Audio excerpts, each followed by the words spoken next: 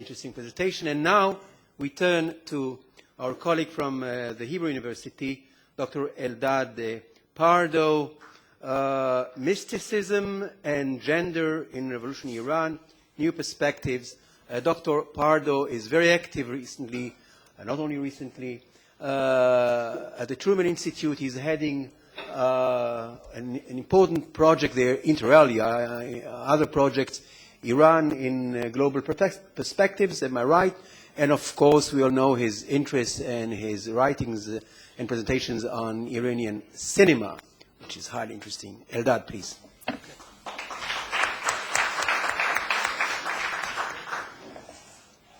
Okay. Hi, everybody. Where's the mouse? Mouse. Where's the cat? Where's the cat? Yeah. Mouse is here.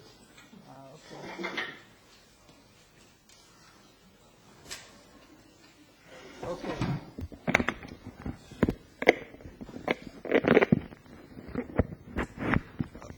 Okay. First of all, I would like to thank Professor David Menashri for inviting me, and more than that, I would like to thank him for having such a wonderful and a large group of people educated in Iranian studies in Israel, and having all these connections that allow us to hear so many voices from the world, because what... okay,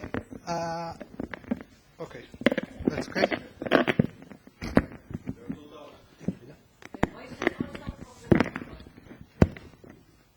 Don't touch. Okay, I'm not touching. Because looking at Iran, contemporary Iran, and particularly now after I heard the presentation by Professor Matsunaga, it reminds me of the pictures of Cornelius Escher, the famous Dutch artist.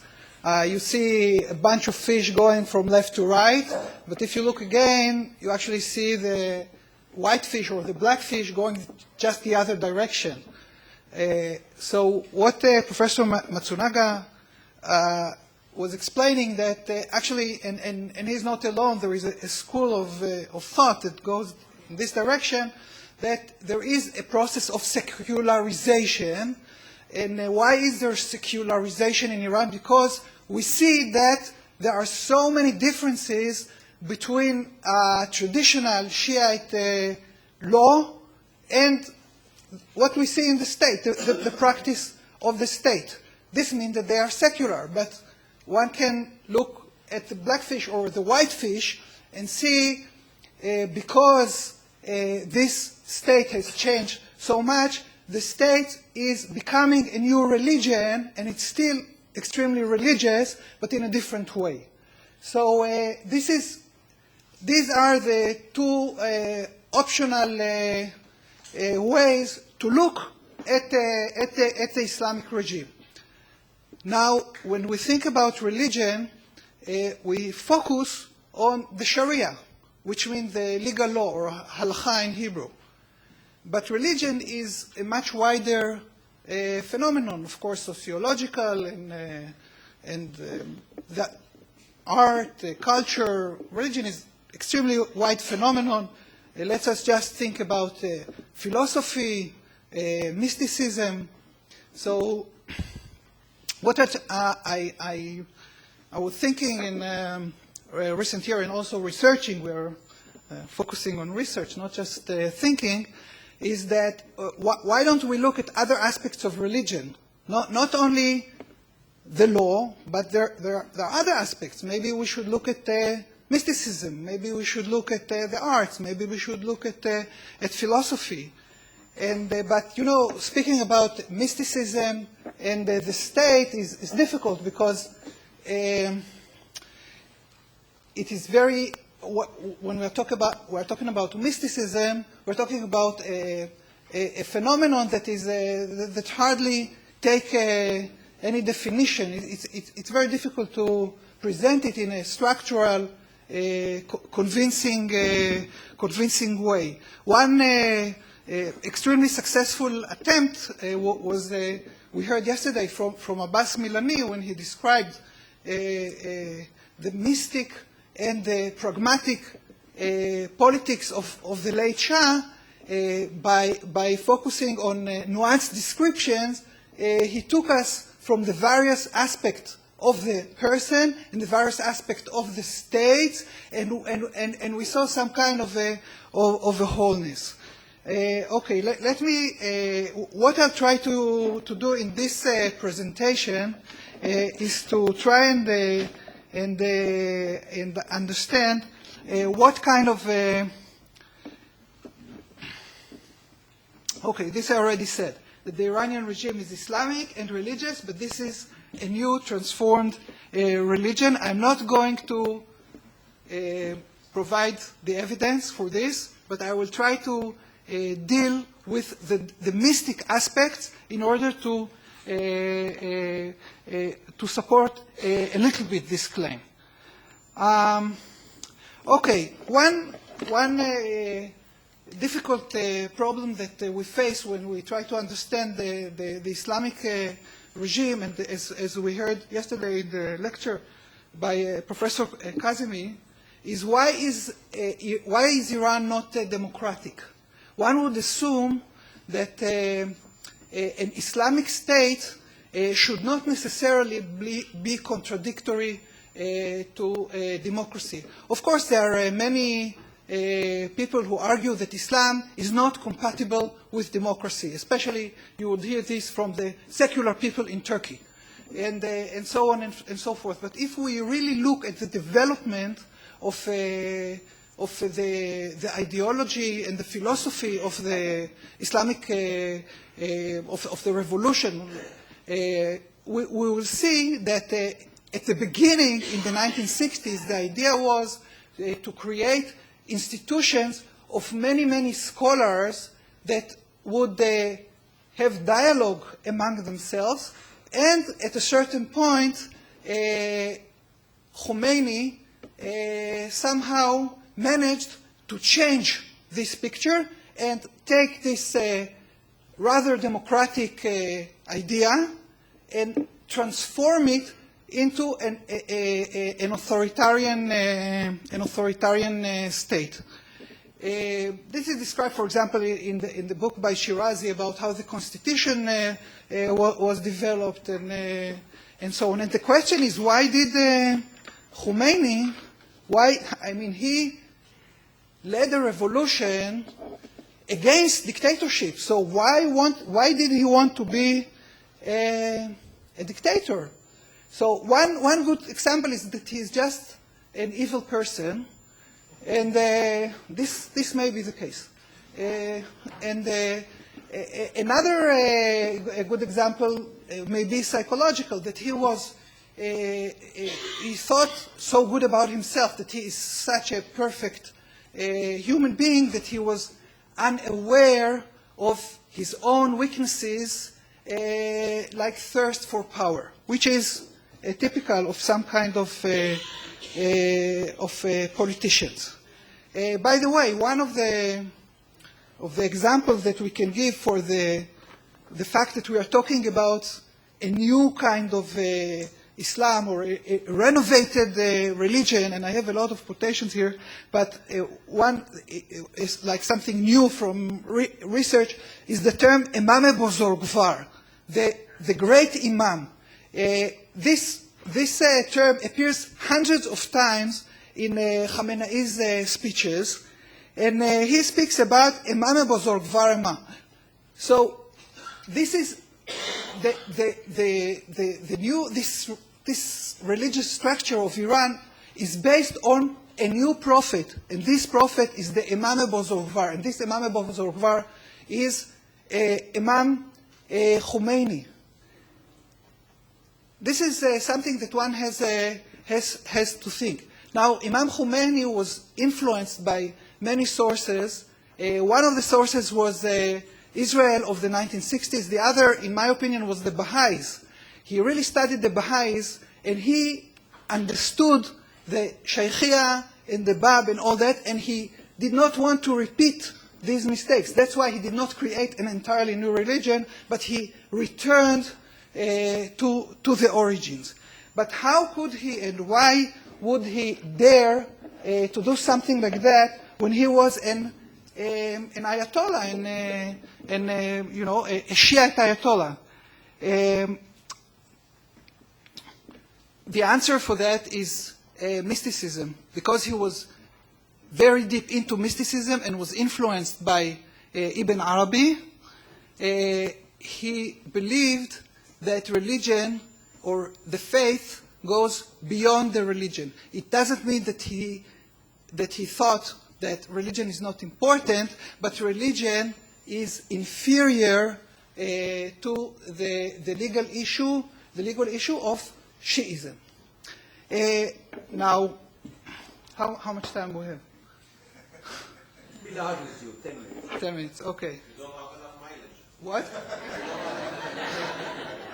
Yeah, I did. Yeah, I don't have enough mileage. Okay. Okay. So, all right. Okay, I'll try to run because there is a lot of. Yeah. Okay. Yeah, that's why I don't want to miss the gender. Anyway, okay. Before we go to what I'm saying is that there are two. Let's say before we speak about mysticism, let's speak about the two principles that govern our world, and these are the yin and the yang, or the masculine and the feminine. And I would argue that the masculine is an extremely important part of our lives, of course, and in the Iranian context, but in other cultures, the masculine principle often represents the authoritarian, and the other side of it is the martyred. Meaning, if Abbas Milani writes about the Shah, he also wrote about Amir Abbas Hoveyda, who at a certain point jumped into sacrificing himself. And so did the Shah, and so did Mossadegh, and so did Nasser ad-Din, and so did Muzaffar ad-Din, and so did many of these guys. There is this game, and this is part of masculinity in its extreme form. Now, the feminine, as we saw, I heard a lecture by Kobi Peled about the Arab village. In the Arab village, we have the phallic symbol, which is the mosque, and then we have the well, or the bor mayim. And this is the feminine. It's always in the two societies. In the feminine element, and this is something that you can see also a lot in the movies, the feminine, the figure of the woman, represents the people. Always in all the films that I analyzed, and also in a lot of other literature, for example, also in the Tazia plays, the women represent what the people really think, the figure of the woman, the feminine. Why? The feminine are the people, they are ruled. So I'll try now to create some new theory, what is masculine mysticism and feminine mysticism, and this is the answer for Esther, who wants to know what's going on with the... Okay.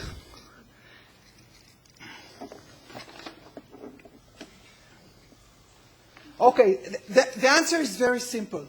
What is mysticism? Mysticism, I'm taking here a definition by a professor of mathematics and nanotechnology here at Tel Aviv University, Oded Maimon, and he explains that mysticism is basically bringing the transcendent into the immanent in our consciousness. Namely, what? That's very easy. Yeah, very easy. Namely, talking, connecting with the divine. Now, we know all that the Sufis are considered anti-fundamentalists because each and every person, every Sufi can connect directly to God, and then it's very democratic. However, this can go the other way around. It may be that only one sheikh or one person is like the Qutub or the Insan al-Kamel or the Imam or the Prophet is actually connected to God, meaning that only he knows what one has to do and what society has to do in general. So this is the masculine. The masculine mysticism is when one person, like the minaret, goes up all the way to the sky, is hooked up with the divine, gets all the information, and all the rest must follow. And the feminine is when the entire people are connected. We have similar pattern in philosophy. We have similar pattern in law. We have the akhbari and the usuli. Yes, similar formation. Okay. Now, Ayatollah Khomeini, there is in recent time a lot of research coming out about the mysticism of Ayatollah Khomeini. I want to just mention Alexander Knish in 1992, Christian Bonneau in 1997, Vanessa Martin, I think she wrote already in 1994, and also Salzani, Stefano Salzani in Verona, and so on. When Khomeini talked about Velayat Efachi, he was talking about Velayat, the principle of Velayat. Velayat has many meanings, we heard some, but one of the meanings is direct connection to God. Velayat is the friendship, the closeness to God. And I believe that when Khomeini wrote in his book, Hukumat Islami Velayat Efachi, he wrote the following, that do not imagine that the status of the faqih is identical to that of the imams and the prophet. For here we are not speaking of status, but rather of function. By velayat, we mean government, the administration of the country, and the implementation of the sacred laws of the Sharia. These constitute a serious, difficult duty, but do not earn anyone extraordinary status or raise him above the level of common humanity. Contrary to what many people believe, it is not a privilege but a grave responsibility. Well, I think this is Taqiyya. I think he really believed that he has it, that he is the Insan al-Kamil or the Qutub or the Imam or what have you. That's my opinion. Okay, let's go now. How much time? 5 minutes, okay. Okay, I'll jump to the feminine mysticism, and I will read, so we'll save time. And I go here to some works of art, films, and novels that deal with that. I have also about the masculine, but we talked about it too much. Okay, I'll start with Dariush Merjoui's film Paris.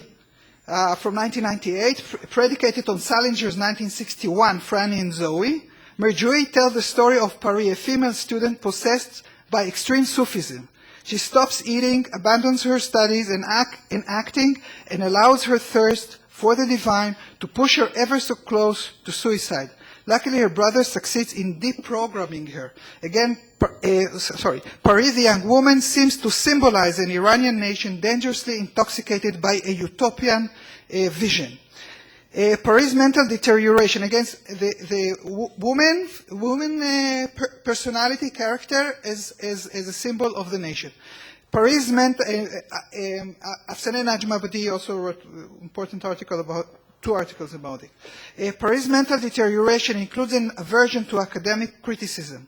Why can't the professor elevate one point without belittling another? She asks. Her professor prefers Rumi, whose world geography is endless, over Khayyam, who considers the world as limited and man a prisoner of the world. Here is the paradox. While Paris is melting into the mystic way, she defends Khayyam, the sober wine drinker, whose way she does not follow. Okay, so this go on. I want to go to an extremely important piece of work about Rumi. Okay, we saw the picture of Rumi at the beginning. No wonder that the Islamic Republic celebrated Rumi's 800th anniversary with great fanfare. Iranian school bells rang throughout the country as President Mahmoud Ahmadinejad opened an international Rumi conference. Merjoui, however, is not alone in contextualizing the great mystic. Saideh Khot's thought-provoking Lady Kimia Khatun, is a historically researched feminist account in the first person of the life of Kimia, the daughter of Rumi's second wife, Kara Khatun.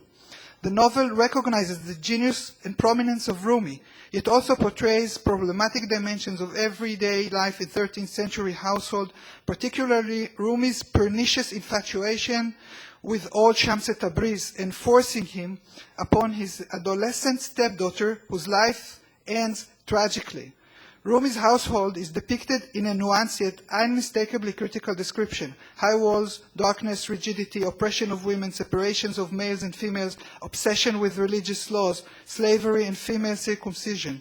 Islam is not the panacea advertised by the Islamists. A similar attitude is displayed in Tahmineh Milani's 2006 blockbuster romantic comedy Ceasefire. A married couple, both successful entrepreneurs, are engaged in endless competition and cured by a therapist who encourages them to rediscover their inner 5-year-old child. Now, I want to here to explain because we don't have one. That's it. Minute or no? Not at all. Okay. So I'll jump to the conclusion. If people want to know more, I'll be happy to talk to them. I'll just let's move to the conclusion. Yeah, that's the picture of the conclusion, but let's look where are the conclusions themselves.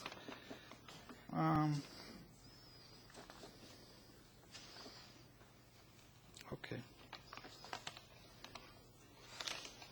Okay. I would say state the following.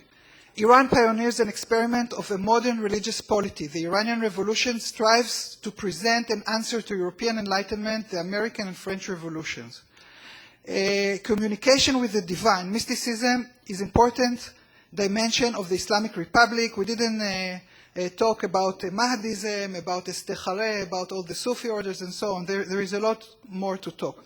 Mysticism can be democratic, feminine, or authoritarian, arbitrary, masculine. The authoritarian, totalitarian dimension of the holy regime emanate to a large extent from the masculine mysticism. Do as God told me. 4. When assessing cost-benefit decision-making in the Iranian context, one should consider 1. Commitment to ideology and religion, including irrational dimensions such as anti-Semitism, and also decision-making that is based on assumed communication with the divine. Thank you.